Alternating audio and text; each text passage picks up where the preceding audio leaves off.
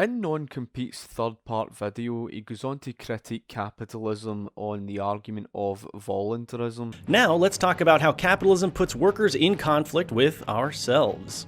A lot of capitalism apologists like to say that capitalism is voluntary. According to this line of thinking, workers are in a fantastic position under capitalism because we can choose to work wherever we want. If your capitalist boss is treating you poorly, or if you're not making as much money as you're worth, well, you're free to quit your job and go work somewhere else. This makes it sound like an individual worker has a lot of power and freedom to improve their situation under capitalism. So let's take a closer look at how things work according to this worldview.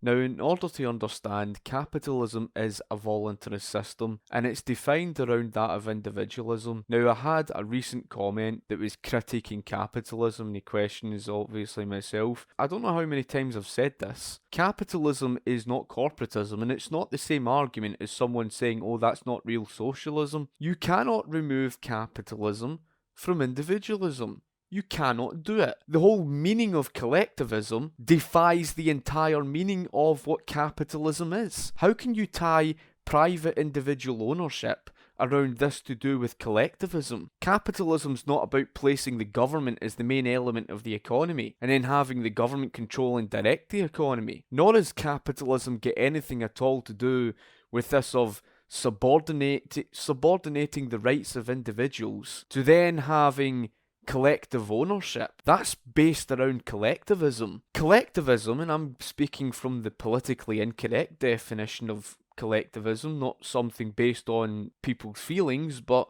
the real world of collectivism, the collectivism we saw of the Soviet Union, of Nazi Germany, of no matter where you found collectivism, you will see that the government was placed as the main element of the economy, and the purpose of the people collectively was to serve the state. But you cannot for the life of you take capitalism and throw it under the word collectivism. And there's many reasons for why you cannot do this. Because capitalism's got nothing at all to do with political centralisation that defines socialism. Now, I've shown these sources many times. The word synonym basically means a word that is nearly or the same definition of that of another word. For example, shut means the same thing as close. Well, that's no different to that of collectivism. Collectivism, political centralisation, and collective ownership or control over the means of production and distribution of goods. That's the definition of collectivism. So what's the definition of socialism? Well, that is the definition of socialism. You can look at the definition of socialism across umpteen sources, and you will find that socialism simply means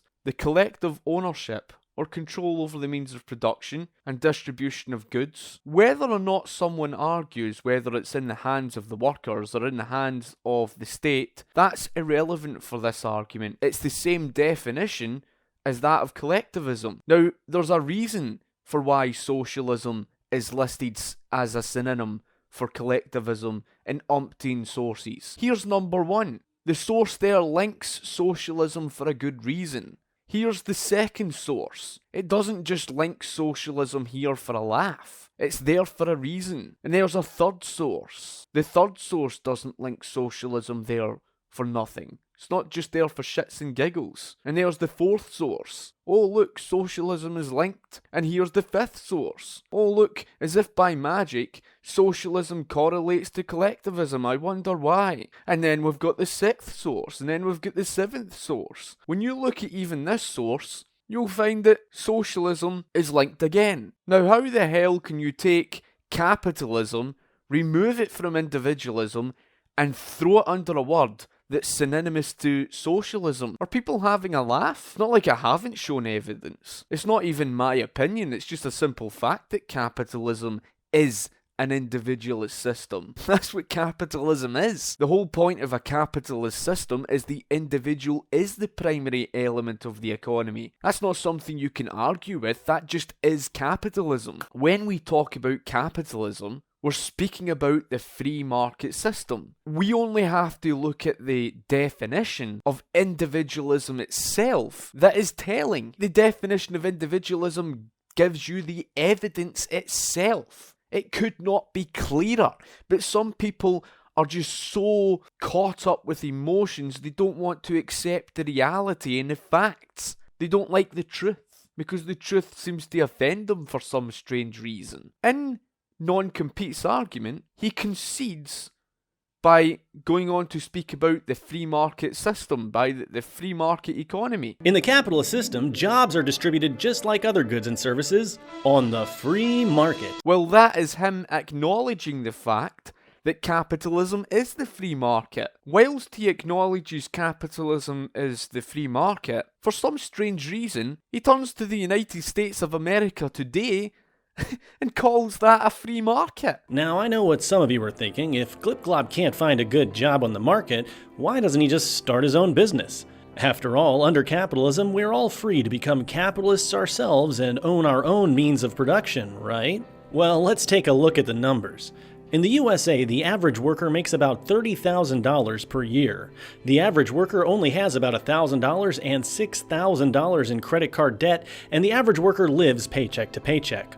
The average cost to start a business in the United States is about $30,000. Now, sure, you could try to bootstrap a business with less money, but you'll still have to spend months without any income, and the most common reason why new businesses fail is a lack of sufficient starting funds. This is the same United States of America that's sitting with the Federal Reserve's central bank, which is anti-free market. It's sitting there with a fiat currency. It's sitting there in the absence of free market money. It's sitting there with a central banking system controlling and manipulating interest rates and the reserve ratios. It's sitting with a government that is still over-regulating the private sector. Now, okay, Donald Trump has done to a certain degree or another reduced regulation to some degree, but that's a drop in the ocean, because if you were to look at regulation as a whole, it's still mountainous compared to what it was of the late 19th century. That's not a free market. A free market is basically an economy left to regulate itself. There isn't true private ownership within the United States or Great Britain. We're living under economic fascism. Corporatism is a system based off big corporations lobbying government for more government regulations to stamp out the competition of smaller businesses. That's the exact opposite of that of a free market. A worker gets a job at a factory and the work conditions are terrible. Long hours, bad pay, no opportunities for advancement, hostile managers. This job sucks. Take this job and shove it, says Glip. I'm gonna quit working for you and go work for your competitor. Oh no, says the manager. What are we going to do? This factory can't function without your labor. Glip applies for a new job and gets it. The new factory has higher pay and better conditions and everything works out great. Capitalism is a wonderful system since the arrangement between workers and capitalists is completely voluntary and we're all free to improve our position by changing jobs. If a company doesn't treat employees well, they'll go out of business, and other companies who offer higher pay and better conditions will dominate the marketplace. Pretty great, right? Except, wait, is this really how things usually work under capitalism? Is capitalism really voluntary? Do workers really have the freedom and ability to improve their lives under capitalism, or is this freedom merely an illusion? When we speak about that of a free market system, in other words, capitalism, yes, it is voluntarist, because if I have something that is of benefit to someone, that person might have something that might be of benefit to me. There's going to be an exchange if we both agree upon the exchange to take place. His argument is based on the idea that today people struggle to leave one job and then find another job because there are more people chasing jobs available. To begin with, the market would have to have so many job openings that a worker will truly have a reasonable chance to quit their job and seek better opportunities elsewhere if they're being mistreated by an employer. Now, on the other hand, if there are more job seekers on the market than there are jobs, then the fairness completely breaks down and employers hold significant power over their workers, since the prospect of unemployment would be daunting. The reason for why that problem occurs and why it exists is simply because we live in an economy that is corporatist. We do not live in a free market system because the government has interfered. For example, the minimum wage law that has restricted the job market and made it harder for lower skilled workers to even find jobs. You bomb businesses with higher tax rates and then expect the market to cope with that. But if you were to compare, just say, Texas to that of California, I'm willing to bet you Texas has more jobs than that of California simply because of the way things are run. It's quite funny that, because right now you are seeing the Californian people flock and leave, going to states like Arizona. The reason why smaller business people are struggling so much with the costs of all the red tape involved, etc., is because of all of the government's interference. In a free market economy, the costs of living, etc., dramatically reduce. In other words, it's a far cheaper cost of living in a free market. Costs wouldn't cost anywhere near the same. Your costs of healthcare, your costs of, private education, all of that went through the roof. Why did all of that costs on education and healthcare and all the rest of it soar through the roof? Why did private sector costs soar through the roof? Because it's corporatism. Because it's not the free market. That's the reason why. Some capitalism apologists argue that workers can simply improve their circumstances by getting valuable training and education so they can get jobs that are in high demand. But it's simply not realistic at all for most workers to go out and get a medical degree or a master's degree in engineering.